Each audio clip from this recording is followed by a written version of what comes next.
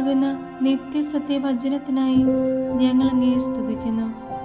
യേശുവേ, അങ്ങയുടെ പരിശുദ്ധാത്മാവിനെ നൽകി അങ്ങയുടെ മാഹാത്മ്യം കാണുവാൻ ഞങ്ങളുടെ ഉൾക്കണ്ണുകളെ തുറക്കണമേ.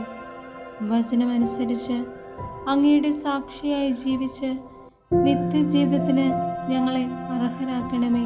ആമേൻ. സങ്കീർത്തനങ്ങൾ 52-ാം അധ്യായം 1 മുതലുള്ള തിരുവചനങ്ങൾ. അക്രമിയുടെ അവസാനം. ശക്തനായ മനുഷ്യ, ദൈവഭക്തർക്കെതിരെ ചെയ്ത ദുഷ്ടതയിൽ നീ എന്തിനഹങ്കരിക്കുന്നു? ദിവസം മുഴുവനും നീ വിനാശം നിരൂപിക്കുന്നു. വഞ്ചക, നിന്റെ നാവ് മൂർച്ചയുള്ള ക്ഷൗരകത്തെ പോലെയാണ്. നന്മയേക്കാൾ തിന്മയും സത്യത്തെക്കാൾ വ്യാജവും നീ ഇഷ്ടപ്പെടുന്നു. വഞ്ചന നിറഞ്ഞ നാവേ, വിനാശകരമായ വാക്കുകളാണ് നിനക്കിഷ്ടം. ദൈവം നിന്നെ എന്നേക്കുമായി തകർക്കും. നിന്റെ കൂടാരത്തിൽ നിന്ന് അവിടുന്ന് നിന്നെ വലിച്ചെടുത്ത് ചീന്തിക്കളയും. ജീവിക്കുന്നവരുടെ നാട്ടിൽ നിന്ന് നിന്നെ അവിടുന്ന് വേരോടെ പിഴുതുകളയും.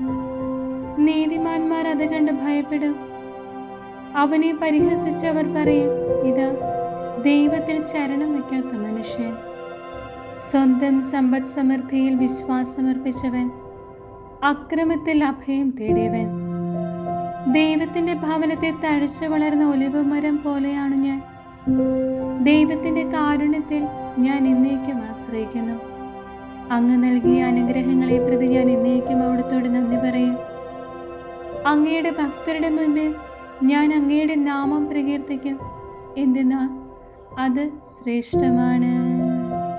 ഹല്ലേലൂയ, ഹല്ലേലൂയ, ഹല്ലേലൂയ.